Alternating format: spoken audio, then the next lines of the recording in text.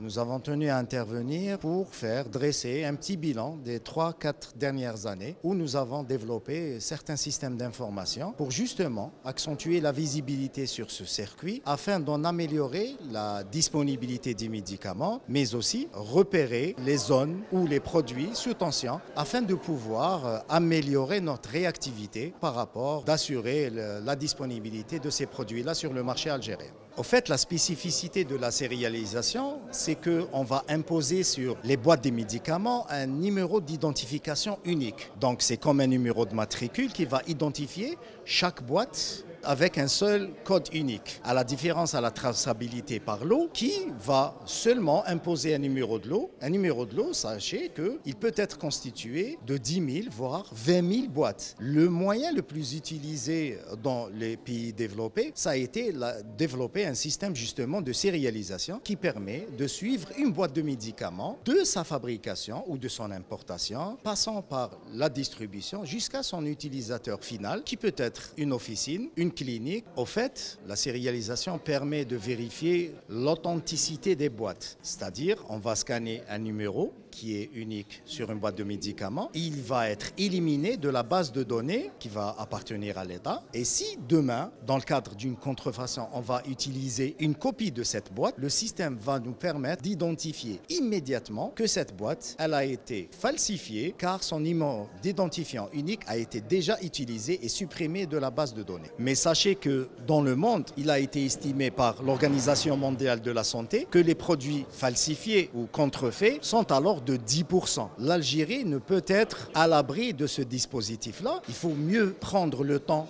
de bien faire les choses. Ça peut prendre de 3 à 4 années pour mettre un dispositif de mise en place de data matrix sérialisation pour les produits fabriqués en Algérie. Mais par contre, pour les produits importés, sachant que 85% des produits importés en Algérie viennent ou parviennent de pays qui adoptent déjà la sérialisation, on peut avoir une échéance beaucoup plus faible, c'est-à-dire alors d'1 an ou de 2 ans au maximum.